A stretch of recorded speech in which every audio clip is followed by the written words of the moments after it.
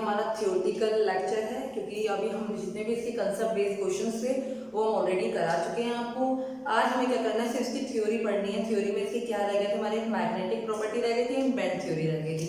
तो पहले हम मैग्नेटिक प्रॉपर्टी को डिस्कस करते हैं। मैग्नेटिक नेचर क्या है भाई, सॉलिड के अंदर भी मैग्नेटिक नेचर होता है। क्यों? क्योंकि सॉलिड के अंदर क्या होता है, इलेक्ट्रॉन, और इलेक्ट्रॉन में क्या होता है, तो ऑर्बिटल मोशन होती है और एक क्या होती है, स्पिन मोशन होती है, जिसकी वजह से क्या जनरेट होता है, मैग्नेटिक मूवमेंट जनरेट होता है। आपने पहले पढ़ा था, इसे म्यू बोलते हैं। ठीक, म्यू का फॉर्मूला बताया था √n+2। ठीक, n क्या होता है, नंबर ऑफ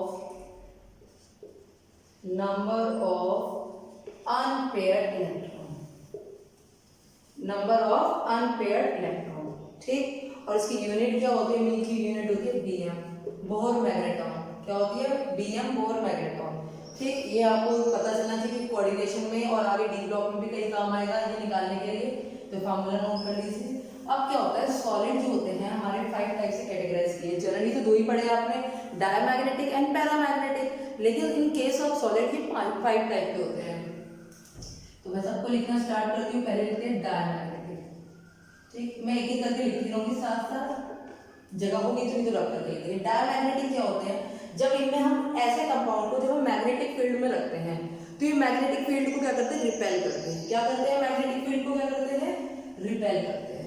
क्या करते हैं, रिपेल करते हैं। मैग्नेटिक फील्ड में क्या शो करते हैं, मैग्नेटिक फील्ड में शो करते हैं रिपल्शन।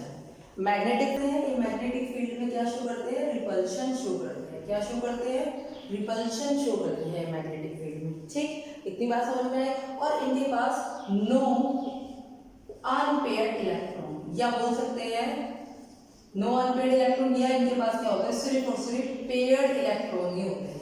क्या होते हैं, पेयर्ड इलेक्ट्रॉन ही होते हैं। ठीक, ये चीजें इसके बारे में आपको पता होनी चाहिए। क्या है डायमैग्नेटिक, अगर इन्हें हम मैग्नेटिक फील्ड में रखते हैं तो ये वीकली क्या करते हैं, रिपेल करते हैं। वीकली क्या करते हैं, रिपेल करते हैं। और क्या कहते हैं, इनके पास में कोई भी अनपेयर्ड इलेक्ट्रॉन नहीं होता। इनके पास कोई भी अनपेयर्ड इलेक्ट्रॉन नहीं होता है, इसीलिए क्या करते हैं, मैग्नेटिक मूवमेंट शो ही नहीं कर पाते। क्यों? क्योंकि फार्मूला क्या था, म्यू = √n+2। ठीक, इसका मतलब क्या है, नो यानी जीरो आ गया, तो मैग्नेटिक मूवमेंट क्या हो जाएगी, जीरो हो जाएगी। तो क्या हो जाएगी, मैग्नेटिक मूवमेंट इनकी क्या हो जाएगी, जीरो हो जाएगी। तो इनके एग्जांपल, क्योंकि पेपर में जनरली इसमें थ्योरी बेस्ड पे आते हैं, एग्जांपल है इसका Ti, उसके बाद NaCl, H2O, ये इसके एग्जांपल हैं। ये क्या है, अब क्वेश्चन हो गया आइस से हो गया, मतलब हो जाएगा। ठीक, TiO2, सॉरी मैंने लिखा नहीं, TiO2 पैरामैग्नेटिक है, TiO2। तो ये क्या है, इसके सारे के सारे एग्जांपल हैं, TiO2, NaCl, H2O, एक और एग्जांपल है V2O5, ये सारे इसके एग्जांपल हैं। ठीक, अब बात करते हैं पैरामैग्नेटिक। पैरामैग्नेटिक क्या होती है, मैग्नेटिक फील्ड में क्या करते हैं, रिपल्शन को अट्रैक्शन फील करते हैं। ये मैग्नेटिक फील्ड में वीकली, स्ट्रांगली नहीं, वीकली अट्रैक्ट होते हैं। वीकली क्या बोलते हैं, अट्रैक्ट होते हैं। इनके पास एटलीस्ट 1 अनपेयर्ड इलेक्ट्रॉन तो होना चाहिए। इनके पास क्या होना चाहिए, एटलीस्ट 1 अनपेयर्ड इलेक्ट्रॉन होना चाहिए। It must have at least 1 unpaired electron. ठीक, अनपेयर्ड इलेक्ट्रॉन होना चाहिए। ये मैग्नेटिक फील्ड में क्या करते हैं, अट्रैक्शन फील करते हैं। इनके एग्जांपल क्या हो गए, Fe+3, ठीक, Cu+2 और आपका TiO2। हाँ, ये क्वेश्चन बहुत आता है, सॉरी TiO, ये क्वेश्चन बहुत आता है, इसमें बच्चे कंफ्यूज होते हैं। अभी मैंने भी इतनी गलती कर दी। TiO2 और TiO, TiO2 क्या है, डायमैग्नेटिक, और TiO क्या है, पैरामैग्नेटिक है। ठीक, इसके एग्जांपल इसमें एक और VO2।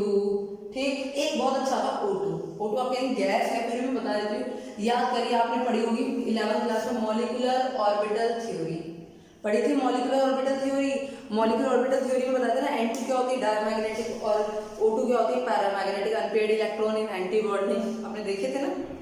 तो ये वही वाला केस है। ठीक, तो ये इसके एग्जांपल है डायमैग्नेटिक, पैरामैग्नेटिक, ये जनरली होती है। इसके अलावा सॉलिड में और भी होते हैं। और क्यों होते हैं, ये 3 टाइप के और होते हैं, क्योंकि सॉलिड में ही होते हैं। एक होते हैं फेरो, मैं पूरा नहीं लिख रही हूँ, जगह पे कम हो जाती है।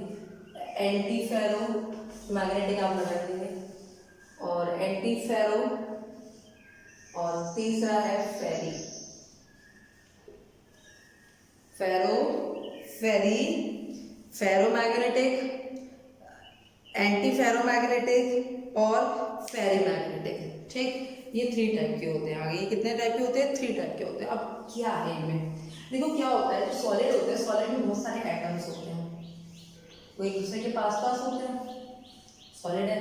तो ये एटम क्या होता है, हर एक एटम अपने आप रैंडमली अरेंज होता है, अपने आप क्या करता है, अलाइनमेंट सेट कर लेता है। जैसे एटम है, ये इसकी छोटी छोटी एटम है इसमें, ठीक है। मैं सॉलिड बना रही हूँ, होंगे बहुत सारे एटम होंगे ना, इनका अलाइनमेंट ये ऐसे ऐसे होते हैं, किसी में ऐसे ऐसे होंगे, ठीक, किसी में ऐसे, किसी में ऐसे ऐसे ऐसे, किसी में ऐसे, मतलब अलग अलग डायरेक्शन में फैले हुए हैं। लेकिन जब इस ऐसे सॉलिड को हम मैग्नेटिक फील्ड में रखते हैं, मतलब ये जो हर एक एटम है, ये क्या बना लेता है, डोमेन बना लेता है। क्या बना लेता है? डोमेन बना लेता है। क्या बना लेता है? डोमेन बना लेता है। हर एक जो इसके पार्टिकल्स है वो क्या बना लेता है? डोमेन्स बना लेता है। क्या बना लेता है? डोमेन्स बना लेता है। और ये डोमेन, हर एक डोमेन क्या होता है, टीनी मैग्नेट की तरह वर्क करता है। छोटी सी हर एक एटम क्या हो गया, इसका मैग्नेट बन गया। अब देखो याद करो पैरामैग्नेटिक में, पैरामैग्नेटिक में क्या होता है, अगर हम उसे मैग्नेटिक फील्ड में रख दें, ठीक है, तो तब तक तो वो मैग्नेट की तरह बिहेव करेगा, पैरामैग्नेटिक अट्रैक्ट करेगा। जैसे हमने क्या हटाया, हमने हटा दिया मैग्नेटिक फील्ड, वो क्या करेगा, मैग्नेटिक फील्ड की तरह वर्क नहीं करेगा, उसका मैग्नेटिक नेचर चला जाएगा। यानी जब भी उसके पास magnetic presence of magnetic field में, तो मैग्नेट की तरह वर्क करेगा। लेकिन जैसे ही मैग्नेटिक फील्ड हटा लेंगे, वो मैग्नेट की तरह बिहेवियर नहीं करेगा, पैरामैग्नेटिक। लेकिन फेरो में क्या, पहले देखो ये इस तरह से डोमेन बना देते हैं। पहले समझो, जो सॉलिड के एटम्स होते हैं वो क्या होते हैं, हर एटम क्या करता है, क्योंकि आपने बताया इलेक्ट्रॉन, भाई सॉलिड के साथ, एटम के साथ इलेक्ट्रॉन इमर्स्ड है, हर एक इलेक्ट्रॉन की क्या होगी, ऑर्बिटल भी होगा और स्पिन मोशन भी होगा। तो जिसकी वजह से जो उसके एटम होंगे, वो हर एटम किसकी तरह वर्क करेगा, डोमेन की तरह। और ये डोमेन क्या बनाते हैं, टीनी मैग्नेट, यानी हर एक में मैग्नेटिक क्वालिटी हो गई, क्वांटिटी मतलब क्वालिटी हो गई, हर एक में मैग्नेटिक क्वालिटी हो गई। मैं इसे रब कर रही हूँ, आप समझो। अगर ये अरेंज हो, इनका अरेंजमेंट क्या होगा, अगर इस तरह से अरेंज हो जाए सारे डोमेन इस तरह से अरेंज हो जाए कि सबकी डायरेक्शन एक ही डायरेक्शन में हो, देखो सब एक ही डायरेक्शन में, तो मैग्नेटिक मूवमेंट कितना आ जाएगा, बहुत ज्यादा होगा। सारे एक ही डायरेक्शन क्या होगी, मैग्नेटिक मूवमेंट क्या हो जाएगा, बहुत हाई हो जाएगा, क्योंकि सभी एक डायरेक्शन में है, ठीक है, सभी एक ही डायरेक्शन में हो जाए। जब हमने मैग्नेटिक फील्ड लगाया, तो जो मैंने आपको रैंडम दिखाई थी स्ट्रक्चर, तो उसमें क्या हो गए, सारे जितने डोमेन थे वो एक ही डायरेक्शन में हो गए। किसमें हो गए, एक ही डायरेक्शन में हो गए। तो एक ही डायरेक्शन में हो गए, तो मैग्नेटिक मूवमेंट क्या हो गया, हाई। लेकिन इनके साथ कितनी अच्छी खासियत होती है, जब इनमें मैग्नेटिक फील्ड है, ये मैग्नेट की तरह वर्क कर रहे हैं, लेकिन हमने मैग्नेटिक फील्ड हटा दिया, तो भी इनके डोमेन क्या हो गए, वो डोमेन सेट हो गए एक ही डायरेक्शन में। अब वो चेंज नहीं होंगे और वो क्या हो गया, परमानेंटली मैग्नेट बन जाती है। आपने देखा होगा, अगर आप लोहे को चुंबक के मैग्नेट के पास भी रख दो, तो वो क्या करते हैं, मैग्नेट की क्वालिटी नहीं लेती। क्यों? क्योंकि मैग्नेटिक फील्ड जनरेट हुआ, उसके डोमेन सारे हो गए एक ही डायरेक्शन में, डायरेक्शन में हो गए। अब उसे हटा भी दो तो मैग्नेट की तरफ बिहेव ही करती है। तो ये सारे क्या होते हैं, फेरोमैग्नेटिक होते हैं। क्या होते हैं, फेरोमैग्नेटिक होते हैं, ठीक है। हम मैग्नेटिक फील्ड हटा ले तब भी ये मैग्नेट की तरह ही बिहेव करते हैं, तब भी ये मैग्नेट की तरह ही बिहेव करते हैं। कौन से सबसे अच्छे एग्जांपल है, आयरन, कोबाल्ट, निकल, सारे एग्जांपल है भाई। आयरन तो सबसे ज्यादा एग्जांपल है, आयरन, कोबाल्ट, निकल, CrO2, बस ये मेनली आपको ये याद करने हैं, ठीक। बस आपको देखो उसमें डेफिनेशन पूछी जाती है, डेफिनेशन आपके पास PDF में मिल जाएगी आपको। क्या होते हैं ये सारे, क्या होते हैं, जो एटम्स होते हैं वो डोमेन बना लेते हैं। सभी डोमेन्स क्या होते हैं, सभी डोमेन्स जो होते हैं वो टीवी मैग्नेट की तरह वर्क करते हैं। जब हम उनमें मैग्नेटिक फील्ड लगाते हैं, अगर उनका अलाइनमेंट, अगर मैं वर्ड यूज करी, उनका अलाइनमेंट एक ही डायरेक्शन में हो जाए, तो वो क्या बन जाते हैं, फेरोमैग्नेटिक बन जाते हैं, ठीक। और इनका मैग्नेटिक मूवमेंट हाई होता है। अगर हम मैग्नेटिक फील्ड हटा भी ले, तो भी क्या होगा, मैग्नेटिक फील्ड हटाने के बाद भी ये मैग्नेट की तरह बिहेव करते हैं, ठीक।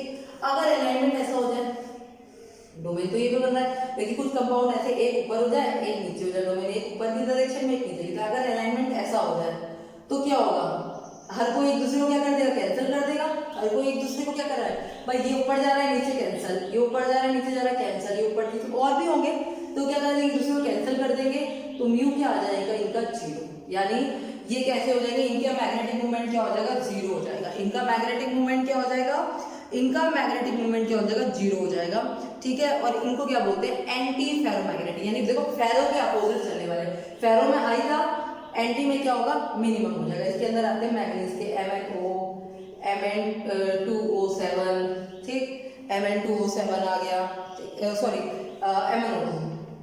MnO2 और एक और था इसका क्रोमियम का, हाँ Fe2O3। इसके एग्जाम्पल आपको याद रखने हैं, Fe2O3, ठीक। उसके बाद आते हैं फेरीमैग्नेटिक। क्या आते हैं, फेरीमैग्नेटिक। फेरीमैग्नेटिक में क्या होता है, आपने बनाया भाई, इसमें अरेंजमेंट दो हो सकता है, 1 2 3 डोमेन सीधे आ गए, 2 अपोजिट आ गए, तो मतलब रिजल्टेंट क्या होगा, वो जीरो नहीं होगा। इसमें क्या होगा, parallel anti parallel arrangement randomly arrange हो जाएगा, कभी कोई ऊपर हो कोई नीचे होगा, बिल्कुल प्रॉपर नहीं होगा। जिसमें इसमें एक ऊपर था एक नीचे था, तो क्या होगा, प्रॉपर्ली अरेंजमेंट नहीं होगा, बस रेंडमली हो जाएगा। तो क्या होगा, कुछ ऊपर होगा कुछ नहीं होगा। जो कैंसिलेशन करने के बाद म्यू जो होगा इसका जीरो नहीं आएगा, हाई भी नहीं आएगा पर जीरो भी नहीं आएगा, तो इसे बोलते हैं, क्या बोलते हैं, फेरीमैग्नेटिक। तो इसका एक एग्जांपल है Fe3O4, बहुत इंपॉर्टेंट एग्जांपल, अगर एक ही है तो बहुत अच्छा एग्जांपल है Fe3O4, ठीक। तो ये इसका एग्जांपल है Fe3O4। इसमें क्या होगा, मैग्नेटिक मोमेंट कभी भी जीरो नहीं होगा, ठीक। और आपको याद रखना सबसे ज्यादा हाई इसका होगा, सबसे ज्यादा हाई इसका होगा, उसके बाद ये होगा और ये बिल्कुल जीरो होगा। फिर से एक बार बता देती हूँ, सॉलिड के अंदर क्या होते हैं, मैग्नेटिक कैरेक्टर क्या होता है, इलेक्ट्रॉन की स्पिनिंग की वजह से और ऑर्बिटल मोशन की वजह से। ये 5 कैटेगराइज है। पहला आता है डायमैग्नेटिक। डायमैग्नेटिक में ऐसे सब्सटेंस आते हैं जिन्हें हम मैग्नेटिक फील्ड में रखें और वो मैग्नेटिक फील्ड को क्या करें, रिपेल कर दे। क्या कर दे, रिपेल कर दे। रिपेल क्यों कर दे, क्योंकि उनके पास कोई भी अनपेयर्ड इलेक्ट्रॉन नहीं ना, अनपेयर्ड नहीं है भाई, पेयर्ड है, यानी पेयर्ड इलेक्ट्रॉन एक ऊपर होगा एक नीचे होगा, एक दूसरे को कैंसिल कर देगा, इसलिए मैग्नेटिक मूवमेंट जनरेट नहीं होगी, ठीक। फिर इसके बाद सेकंड नंबर पे आते हैं पैरामैग्नेटिक। पैरामैग्नेटिक में क्या होता है, इसके पास एटलीस्ट एक अनपेयर्ड तो इलेक्ट्रॉन जरूर हो, और भी हो एटलीस्ट 1 तो होना ही चाहिए। एक अनपेयर्ड इलेक्ट्रॉन होगा तो एक अनपेयर्ड इलेक्ट्रॉन क्या करेगा, मैग्नेटिक मूवमेंट को जनरेट करेगा, और मैग्नेटिक मूवमेंट को जनरेट कर देगा तो जिसकी वजह से क्या होगा, मैग्नेटिक मूवमेंट हो जाएगा। इसीलिए compound weekly repel weekly attract करते हैं मैग्नेटिक फील्ड में। अगर इनमें मैग्नेटिक फील्ड लगा तब तक तो मैग्नेट की तरफ बिहेव कर रहे हैं, जैसे ही मैग्नेटिक फील्ड हटा लिया गया, एक्सटर्नल फील्ड हटा दिया हमने, तब ये नॉर्मल हो जाते हैं, मैग्नेट की तरफ बिहेव करना बंद कर देते हैं। एग्जाम्पल है Fe+, अभी मैंने बताया। उसके बाद आते हैं फेरोमैग्नेटिक। फेरोमैग्नेटिक में मैंने आपको बताया सॉलिड के अंदर एटम्स होते हैं, ठीक है। एटम क्या होते हैं, रेंडमली अरेंज होते हैं, ठीक, उनके इलेक्ट्रॉन रेंडमली अरेंज होते हैं। इसमें क्या होता है, हर एक एटम जो होता है वो डोमेन की तरह वर्क करता है। किसकी तरह वर्क करता है, छोटी छोटी डाइपोल बना लेते हैं। एक्चुअली एटम के अंदर होते हैं वो छोटी छोटी डाइपोल बना लेते हैं। अब डाइपोल भाई क्या है, आपको पता है, आपने पढ़े हैं, सॉलिड पढ़ लिया है। एटम में क्या होगा भाई, एटम के साथ इलेक्ट्रॉन भी तो होंगे, तो क्या बन जाता है, डाइपोल बन जाता है, प्लस का और माइनस का, ठीक है। डाइपोल बन जाता है, एक ही भाई ऊपर की डायरेक्शन हो गई, ये हो गया क्या माइनस, सॉरी ये प्लस हो गया माइनस हो गया, ठीक है। ऐसे वो डाइपोल बना लेते हैं। अब डाइपोल रैंडमली अरेंज है, लेकिन जैसे हमने मैग्नेटिक फील्ड अरेंज डाला, जैसे हमने मैग्नेटिक फील्ड लगाया, अगर वो इस तरह से अरेंज हो गए कि सभी डाइपोल्स की, सभी डोमेन्स की, ठीक है। हायर क्लासेस में जाओगे आप ग्रेन बोलोगे इन्हें, अभी तो हम डोमेन बोल रहे हैं, ठीक है। जब आप हायर क्लासेस में जाओगे, जब आप मेनली इंजीनियरिंग में कराए जाते हैं ज़्यादातर, क्योंकि डीपली वही है, ठीक है। यहाँ है ही नहीं इतना, 12th में तो सिर्फ आउटलाइन ही है। जब आप इंजीनियरिंग में जाओगे वो डीपली आपको बताएंगे, इन्हें वर्ड बोलेंगे ग्रेन। क्या ये वर्ड यूज करेंगे, ग्रेन वर्ड यूज करेंगे। तब आप तब देखना जो आपको यूज करेंगे, जो भी इंजीनियरिंग करेंगे ग्रेन वर्ड यूज करते हैं इनके लिए, तो ठीक है। तो ये अगर ये एक ही डायरेक्शन में हो गए, सभी का डायरेक्शन एक ही है, तो मैग्नेटिक मूवमेंट क्या होगा, हाई होगा। सभी एक ही डायरेक्शन में, तो मैग्नेटिक मूवमेंट क्या हो जाएगा, बहुत ज्यादा हाई हो जाएगा। ऐसे कंपाउंड को बोलते हैं फेरोमैग्नेटिक, बहुत ज्यादा हाई मैग्नेटिक मूवमेंट होता है। अगर इनको एक बार आपने अरेंज कर दिया मैग्नेटिक फील्ड में, फिर मैग्नेटिक फील्ड हटा भी लो, अब तब भी ये मैग्नेट की तरह ही बिहेव करेंगे। जैसे आयरन, मैंने अभी आपको एग्जांपल ही बताया था, ठीक है। आयरन को बाहर निकल, फिर एंटी फेरो का मतलब इस तरह से अरेंजमेंट हो कि एक की डोमेन की डायरेक्शन अपर साइड में हो, एक की डायरेक्शन क्या हो, लोअर साइड में हो, यानी रिजल्टेंट क्या है, जीरो। दोनों एक दूसरे को कैंसिल कर दे। रिजल्टेंट क्या है, ये रिजल्टेंट है सारा, म्यू रिजल्टेंट की बात कर रही हूँ मैं, ये म्यू क्या है, रिजल्टेंट है, ये म्यू रिजल्टेंट है। अगर सभी एक ही डायरेक्शन में है और एक ही डायरेक्शन में, तो ऑब्वियसली हाई होगा, एक ऊपर एक नीचे, तो क्या होगा, कैंसिलेशन हो जाएगा, तो मैग्नेटिक मूवमेंट क्या होगा, जीरो। इसके एग्जांपल है MnO, MnO2, एक Mn2O भी होता है, एक Mn2O भी होता है, ठीक। और इसका मेन एग्जांपल है Fe2O3, ठीक, क्योंकि Fe से ज्यादा पूछे जाते हैं, ठीक है। फेरिक, फेरिक में क्या होता है, फेरिक में क्या होता है, अरेंजमेंट तो है लेकिन रैंडमली अरेंजमेंट हो सकता है 3 अपर साइड में और 2 लोअर में, हो सकता है 5 लोअर में होगा 3 अपर में, तो रिजल्टेंट 0 नहीं होगा, कुछ ना कुछ रिजल्टेंट जरूर निकल के आएगा। जब रिजल्टेंट कुछ भी निकल के आएगा लेकिन इसकी तरह टोटल हाई तो नहीं होगी कि ये सारे एक ही डायरेक्शन में है, रिजल्टेंट क्या होगा, 0 नहीं होगा। तो इसे बोलते हैं, क्या बोलते हैं आपका फेरी मैग्नेटिक, एंटी फेरो। इसका एक ही एग्जाम्पल है Fe3O4। ठीक है। एक क्यूरी टेम्परेचर आपके इसमें एनसीईआरटी में, क्यूरी टेम्परेचर क्या होता है, ऐसा टेम्परेचर जिस पर एक सब्सटेंस लिया आपने, उसे मैंने इतना हीट किया कि वो पैरामैग्नेटिक में बदल गया, यानी अपना ऐसा करेक्टर छोड़कर वो पैरामैग्नेटिक में हो जाए। ये तीनों करेक्टर छोड़कर, यानी फेरो, फेरी और एंटी, इन तीनों का कोई सॉलिड लिया, उसे इतना गर्म करा कि वो गर्म करने के बाद पैरामैग्नेटिक में बदल गया, तो उसे क्या बोलेंगे, क्यूरी टेम्परेचर। जिस टेम्परेचर में वो पैरामैग्नेटिक में बदल जाता है उसे बोलते हैं क्यूरी टेम्परेचर। एनसीईआरटी में वो तो ठीक है, नहीं तो ऐसा कुछ खास नहीं है। ठीक, तो इसकी डेफिनेशन भी है क्यूरी टेम्परेचर की, क्या है,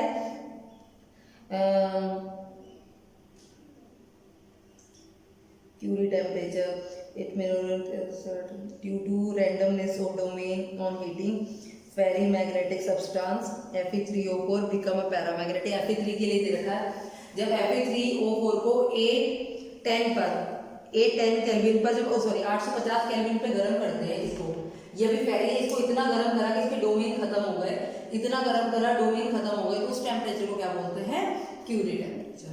ठीक है, तो ये थी इसकी मैग्नेटिक प्रॉपर्टी। अब मैं बैंड थ्योरी बता देती हूँ। बैंड थ्योरी के लिए आपको कुछ चीजें जरूरी समझनी। देखिए, आपको पता है एक सॉलिड है, सॉलिड के अंदर क्या होंगे, बहुत सारे एटम होंगे, और बहुत सारे एटम होंगे, एक आधा तो होगा नहीं, बहुत सारे एटम होंगे।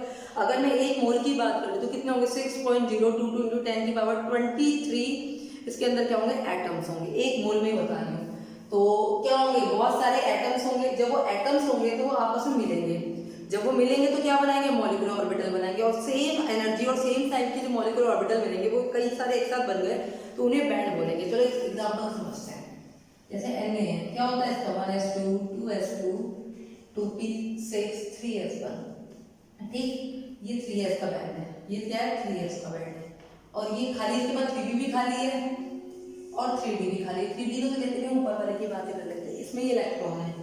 एक्चुअली ये भी क्या है, थ्योरेटिकल कंसेप्ट है। इसमें ये बोला जाता है, अगर इलेक्ट्रॉन पार्शियली फिल्ड या फुल फील्ड से किसी भी हायर एनर्जी, ये लोअर एनर्जी है, हायर एनर्जी के ऑर्बिटल में जंप कर जाता है, ये इलेक्ट्रॉन किसी हायर एनर्जी के ऑर्बिटल में जंप कर जाता है, तो वो क्या करता है, इलेक्ट्रिसिटी को कंडक्ट करता है, इलेक्ट्रिसिटी को कंडक्ट करता है। अब देखो 1 इलेक्ट्रॉन है, वो इसमें जंप कर गया। अब ये तो एक एटम के लिए बनता है, लेकिन सॉलिड में एक एटम थोड़े होंगे, बहुत सारे होंगे, और बहुत सारे होंगे तो बहुत सारी 3s होगी। ठीक, और बहुत सारे क्या होंगे, 3p होंगे। ठीक, तो ये कैसा है, ये इलेक्ट्रॉन कैसा है, ये कैसा है, फील्ड है भाई, पार्शियली फील्ड है, इसे बोलेंगे वैलेंस। क्या बोलेंगे, वैलेंस बैंड। दो तरह के बैंड बनाते हैं, और ये क्या है, एम्प्टी है, खाली है, इसके अंदर कुछ नहीं, इसे क्या बोलेंगे, कंडक्शन बैंड। बस ये बोलते हैं, अगर इलेक्ट्रॉन वैलेंस बॉन्ड बैंड से कंडक्शन बॉन्ड बैंड पर जंप कर गया, यानी यहां से इलेक्ट्रॉन यहां पर जंप कर गया, तो क्या करेगा, इलेक्ट्रिसिटी को कंडक्ट करेगा। और अच्छी तरह से और समझा दूं किसी और एग्जांपल से। अगर मैं लिक्विड सिलिकॉन, सेमीकंडक्टर का एग्जांपल ले लेते हैं हम। ठीक, अगर मैं लिक्विड सिलिकॉन, ठीक, एक बार सिलिकॉन ले लेते हैं। सिलिकॉन का क्या होता है, 14 1s2 14 होता है ना, 1s2 2s2 2p6 3s2 3p6 नहीं सॉरी 3p2 3p2। ठीक, और इसके अंदर 3d क्या होगा, खाली होगा। अब इसे और एक तरह से समझो, ये तो मैंने जनरली समझाया था, अब मैं इसे थोड़ी सी समझ ऐसे तरीके से समझाने की कोशिश करें। ये 3s का इलेक्ट्रॉन, बहुत सारे 3s होंगे, इसके अंदर इलेक्ट्रॉन भरे पड़े हैं, जब कोई चीज भरी होती दब जाती है, नीचे की साइड आ जाती है।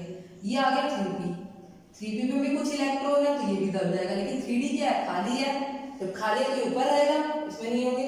तो ये क्या बनाएंगे, जो भरे हुए इलेक्ट्रॉन या पार्शियली भरे हुए इलेक्ट्रॉन है, वो क्या बनाएंगे आपके, क्या बनाएंगे आपके, बोलो, वैलेंस बैंड। क्या बनाएंगे, वैलेंस बैंड। और जो एम्प्टी होंगे, जो खाली होंगे, वो क्या बनाएंगे, कंडक्शन बैंड। और इनके बीच के गैप को बोलेंगे, क्या बोलेंगे, इनके बीच के गैप को बोलेंगे फॉरबिडन जोन। क्या बोलेंगे, फॉरबिडन जोन। अब क्या है ये, क्या चीज है, देखो अगर कोई आपका conductor, in case of conductor, किसकी बात कर रही हो, कंडक्टर की बात कर रही हूँ, इससे हम पता करते हैं कंडक्टर। कंडक्टर में ये बना हुआ है आपका, ये है आपका, इनमें डिफरेंस कम होता है। ये कौन सा है, बैलेंस बैंड, ये है आपका कंडक्शन बैंड। ये एक दूसरे को ओवरलैप करते हैं भाई, क्यों, क्योंकि एक दूसरे के साथ साथ है, ओवरलैप करते हैं तो इलेक्ट्रॉन फटाफट इसमें जंप कर लेता है, और यहाँ पे अगर डिस्टेंस भी होगी तो इतनी कम होगी, ना के बराबर।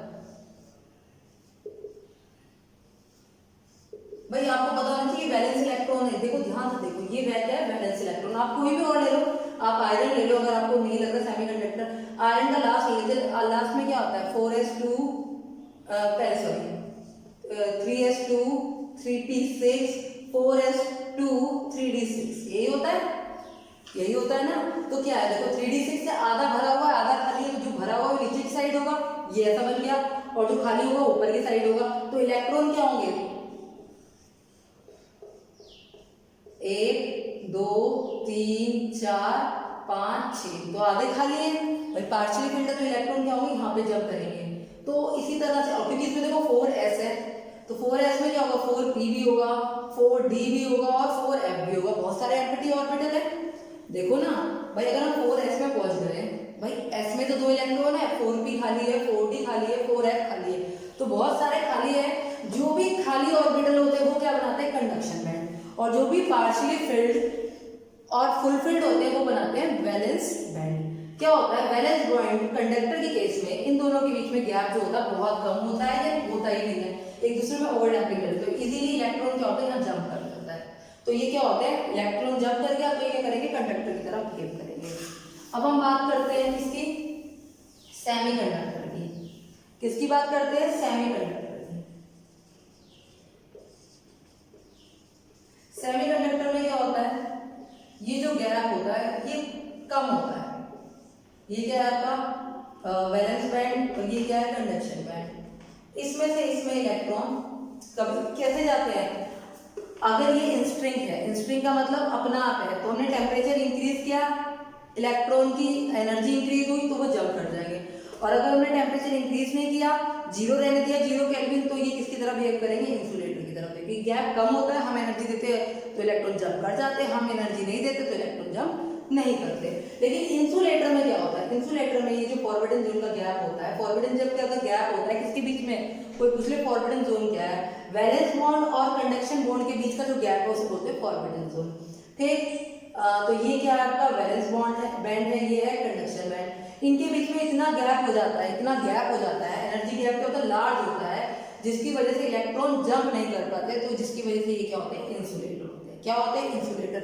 मैं एक बार से वापस रिपीट कर दूं, देखो क्या होता है। एटम के अंदर क्या होते हैं, एटम के अंदर इलेक्ट्रॉन्स होते हैं, ये सबको पता है। तो एटम के अंदर क्या होंगे, एटॉमिक ऑर्बिटल होंगे, वो ऑर्बिटल मिलकर क्या बनाएंगे, आपको पढ़ा था आपने 1s सिग्मा, ये कहते हैं sigma 1s sigma star 1s, पढ़े थे ना ऐसे। तो ये क्या बनाते हैं, मॉलिक्यूलर ऑर्बिटल बनाते हैं। और जब कई सारे मॉलिक्यूलर ऑर्बिटल बन जाते हैं, सेम एनर्जी के एटम होते हैं भाई, एटम के अंदर अगर एक एटम है, उसके अंदर 6.022 × 10 की पावर 23 सोडियम है, पहले सोडियम का एग्जांपल बताती हूँ, तो उसके अंदर 3s में तो इतने सारे होंगे, जब हम मिल जाएंगे तो क्या होंगे, एक दूसरे के आसपास एक दूसरे को ओवरलैप कर रहे होंगे, तो आसपास बनेंगे, क्योंकि एनर्जी बहुत कम होगी। जब एनर्जी कम होगी तो इन्हें क्या बोलेंगे, हम बैंड बोलेंगे। क्या बोलेंगे, बैंड। ठीक, तो इसी में थ्योरी करिए बैंड पर। इन्होंने बैंड थ्योरी में कॉन्सेप्ट दिया गया है, इलेक्ट्रिक कंडक्टेंस तभी होती है जब इलेक्ट्रॉन वैलेंस यानी लास्ट के इलेक्ट्रॉन से जंप करके एम्प्टी ऑर्बिटल यानी कंडक्शन बैंड में पहुंच जाता है। जब इलेक्ट्रॉन वैलेंस, जो भी वैलेंस आपके नीचे वाले को क्या बोलेंगे, जो भी फील्ड है या पार्शियल फील्ड है आपके ऑर्बिटल, उन्हें बोलेंगे वैलेंस, और जो खाली है वो बनाते हैं कंडक्शन बैंड। भाई जैसे अगर मैं बना रही हूँ, ये क्या है आपने, ये सोडियम का बनाया, ये 3s, ये भरा हुआ सब में एक इलेक्ट्रॉन, हमें पता है बहुत सारे इलेक्ट्रॉन है, ये हमारा खाली है, 3p क्या हमारा खाली है, तो खाली वाला क्या बनाएगा, कंडक्शन बैंड, और जो भरा हुआ क्या बनाएगा, वैलेंस बैंड। इतनी बात समझ में आ गई। अगर इसके अंदर से इलेक्ट्रॉन इसके अंदर जंप कर जाता है, यानी ये गैप जो बहुत कम हो, गैप कम कब होगा, गैप कम तब होगा जब क्या होंगे, ये ज्यादा से ज्यादा क्या होंगे, पास होंगे। इन केस ऑफ मेटल ये गैप क्या होता है, कम होता है, ओवरलैप। जैसे मैंने अभी आपको आयरन का केस बताया था, 4s2 4p, क्योंकि हम 3d तक आ जाते हैं, पार्शियली फील्ड है, ये एक दूसरे को क्या करते हैं, ओवरलैप कर लेते हैं। In case of conduction sorry, in case of conductor valence band और कंडक्शन बैंड एक दूसरे को ओवरलैप कर लेते हैं। देखो इसकी ज़्यादा जो डिटेल में जानना है क्यों किया, कैसे होता है, थियोरेटिकल कंसेप्ट है कि इनके केस में ऐसे हमें मिला, ठीक है, थियोरेटिकल कंसेप्ट है और ये आपको ज़्यादा इंजीनियरिंग में पढ़ाया जाएगा या फिजिक्स में पढ़ाया जाएगा, इससे ज़्यादा केमिस्ट्री में नहीं है। केमिस्ट्री में तो ये बस बैंड थ्योरी आ गई है, वो भी नाम के लिए, क्योंकि प्रॉपर्टी सारी फिजिक्स से रिलेटेड है, ठीक है। अगर इनके बीच में गैप कम हो या ये एक दूसरे को ओवरलैप कर लेते तो ये होते हैं कंडक्टर, ठीक है। सेमीकंडक्टर में क्या होता है, ये गैप कम होता है। गैप कम होने की वजह से क्या होता है, अगर हम टेम्परेचर इंस्ट्रिंग है या हम डोपिंग कर दें, भाई डोपिंग कर दें या इंस्ट्रिंग है तो ही इसको क्रॉस कर पाएगा, अदरवाइज ये क्रॉस नहीं करेगा। और इंसुलेटर के केस में क्या होगा, ये गैप बहुत ज्यादा होगा। इसे ही बोलते हैं आपकी बैंड थ्योरी। क्या बोलते हैं, आपकी बैंड थ्योरी बोलते हैं। ये आपके एनसीईआरटी में दे रखी है, बहुत छोटी सी दे रखी है, इस पे क्वेश्चन भी पूछने आते हैं, बन रखे हैं। भाई एम्प्टी ऑर्बिटल को बोल रखा है, क्या बोल रखा है, कंडक्शन बैंड। और पार्शियली फील्ड को क्या बोल रखा है, आपका जो पार्शियली या फुल फील्ड है उन्हें बोल रखा है वैलेंस। भाई वैलेंस इलेक्ट्रॉन इसलिए वैलेंस बैंड है। कंडक्टर के केस में ओवरलैप करते हैं, इंसुलेटर के बीच में इनका गैप ज्यादा होता है, और सेमीकंडक्टर के बीच में गैप क्या होता है, कम होता है। गैप क्या हो जाता है, कम हो जाता है, क्योंकि अगर हम बनाते जाए किसी भी इलेक्ट्रॉन के तो नीचे फील्ड होंगे, भाई 3s है, फिर क्या आएगा 3p, और खाली आ गया 3d, तो ये क्या होंगे, बैंड बनते जाएंगे। ये सारे क्या हो गए आपके कंडक्शन बैंड, और ये क्या हो गए जो भरे हुए हैं वैलेंस बैंड। बस इतनी सी बात है, ठीक। अब मैं आपको क्वेश्चंस करा दूं। ये देखिए सॉलिड का थ्योरेटिकल क्वेश्चन चैप्टर खत्म हो गया। अब मुझसे दो क्वेश्चन करेंगे, 1.19 और 1.25, ठीक है। मैं इसी वीडियो में करा रही हूँ क्योंकि मुझे नहीं लगता, ये वीडियो की भी वैसे नीड नहीं थी, ये चैप्टर आप खुद ही पढ़ते, थ्योरेटिकल आपको आ जाता, इनमें कुछ खास था नहीं मेरे समझाने लायक, लेकिन आपने बोला था तो मैंने एक बार वीडियो बना दी, ठीक। क्वेश्चन 1.19 लेते हैं। 1.19 बोलता है फेरिक ऑक्साइड क्रिस्टलाइज इन हेक्सागोनल क्लोज पैकिंग, ठीक है। फेरिक ऑक्साइड है वो हेक्सागोनल क्लोज पैकिंग कर रहा है, जिसमें ऑक्साइड आयन जो है वो पैकिंग करेंगे। भाई तो हमें पता ही है पैकिंग कौन करता है, नेगेटिव आयन, तो ऑक्साइड आयन क्या करेंगे, पैकिंग करेंगे। पता है हमें हेक्सागोनल का ये जेड का नंबर कितना होता है, 6, नहीं भी पता तो मैं अज्यूम कर लेंगे n है, ठीक। और अगर मैं इसके अंदर क्या है, इन्होंने बोला ऑक्टाहेड्रल वॉइड है, ऑक्टाहेड्रल वॉइड का कितना नंबर होगा मुझे बताओ। अगर जेड का नंबर n होता है, अगर इसके लिए मैं जेड का नंबर n ले रही तो ऑक्टाहेड्रल के लिए कितना होगा, n ही होता है, सेम। टेट्राहेड्रल के लिए डबल हो जाता है। इन्होंने कहा है 2 out of every 3 octahedral occupied by ferric ion, यानी 2/3 ऑक्टाहेड्रल वॉइड क्या होती है, भरी हुई है। तो हमने 2/3 कर दिया इनका। ये क्या है, फील्ड है, फार्मूला बताना है, कुछ भी नहीं करना। Fe फेरिक ऑक्साइड है तो क्या करना है, Fe2O3 होगा। फेरिक ऑक्साइड बोला ना, फेरिक ऑक्साइड का होता है फार्मूला Fe2O3, ठीक। तो Fe+3O2 नेगेटिव, तो क्या हो जाएगा, यहाँ पर Fe के लिए आ गया 2/3n और n कट गया, क्या फार्मूला बन गया Fe। अगर मैं बनाती हूँ तो Fe2, जो फार्मूला था वो मैंने प्रूव कर दिया। फिर से समझा देती हूँ। क्वेश्चन दे रखा था कि फेरिक ऑक्साइड के क्रिस्टल है, आपको फार्मूला मुझे पता है Fe2O3 होता है, नहीं भी पता। इन्होंने कहा है जो ऑक्साइड आयन है वो क्या करते हैं, उसमें रहते हैं, क्या कहते हैं, पैकिंग में रहते हैं। पैकिंग हेक्सागोनल, इसके लिए मैंने क्या कर दी, n कर दी। अगर मैं चाहूँ तो 6 भी ले सकती हूँ, मैं 6 से बताती हूँ, 6 ले ली। ऑक्टाहेड्रल वॉइड क्या होती है, जितनी n होता है उतने ऑक्टाहेड्रल वॉइड है, तो ऑक्टाहेड्रल वॉइड में कितनी हो गई, 6 हो गई। लेकिन ये क्या करती है, Fe आयन कितना करते हैं, 2/3 फील्ड करते हैं, लिखा है ना एवरी, ये करते हैं, क्या लिखा हुआ है बताती हूँ, 2 out of every 3 octahedral void occupied, तो यानी 2/3 करते हैं। अगर मैं से 2/3 निकालूं तो कितना आ जाएगा, 4। अगर मैं उससे करूँ n नहीं भी लूँ, 4 कर, तो मुझे नहीं पता था इसलिए मैंने n ले लिया, उससे भी कर सकती हूँ। अब ये कितना आ जाएगा, ये आ जाएगा 4 और ये आ जाएगा 6, कितना हो गया 2 3, तो क्या आ जाएगा Fe2।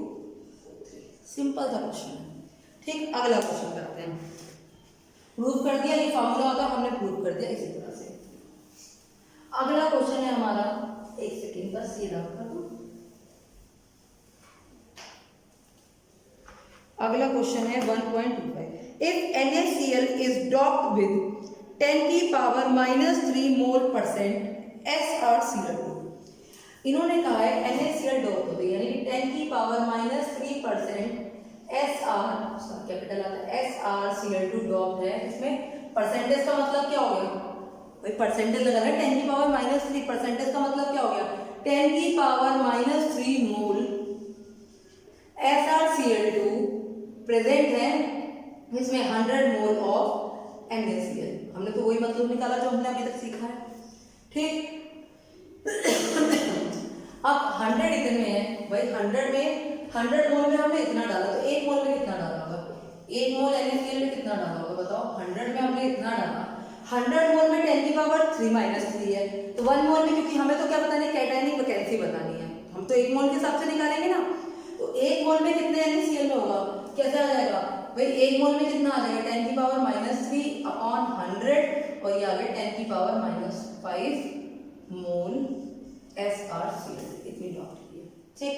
1 मोल में इतनी ड्रॉप करी है। अब आपको पता है 1 मोल में, चलो आइटम की बात करते हैं, अगर मैं आपको याद करूं इम्प्योरिटी डिफेक्ट याद करिए, मैंने बनाया था इम्प्योरिटी डिफेक्ट बनाते हैं, ठीक, थोड़ा सा बना लेते हैं ताकि समझ में हमें इजी आ जाए।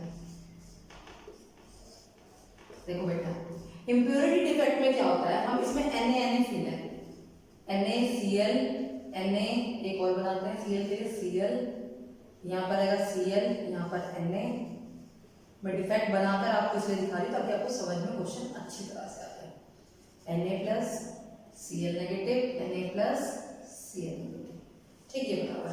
अब क्या होता है ये इम्प्योरिटी डिफेक्ट, अगर हमने इसमें SrCl2 मिला दिया तो Sr भी तो कुछ, भाई Cl तो सेम है, Sr भी तो कुछ जगह लेगा, तो Sr को जगह लेनी है, Sr की वैलेंसी कितनी है +2, Na की कितनी है +1, जब 2 Na जाएंगे तब एक Sr आएगा, ये तो मैंने उस दिन बताया था, जब 2 Na जाएंगे, मतलब एक जनरल समझने के लिए बता रही हूँ, जा और भी सकते हैं, जब 2 Na जाएंगे तब एक Sr आएगा, तो एक तो Sr आ गया और एक क्या हो गया, कैटायनिक वैकेंसी हो गई, एक क्या हो गई, कैटायनिक वैकेंसी हो गई, एक Sr हो गया, एक कैटायनिक वैकेंसी हो गई, यानी 1 मोल में कितनी वैकेंसी बन रही है, 1, कितनी वैकेंसी बन रही है, 1, जब 1 मोल में 1 बन रही है तो कितने आ जाएंगे, अब आपको पता है 1 मोल में कितने नंबर ऑफ इलेक्ट्रॉन्स होते हैं, या कितने मोल्स पार्टिकल्स होते हैं, हम पार्टिकल्स की बात ही कर लेते हैं, कितने पार्टिकल्स होते हैं 1 मोल में, सबको पता है एवोगैड्रो नंबर, यानी कि 6.022 × 10 की पावर 23, तो 1 मोल में भाई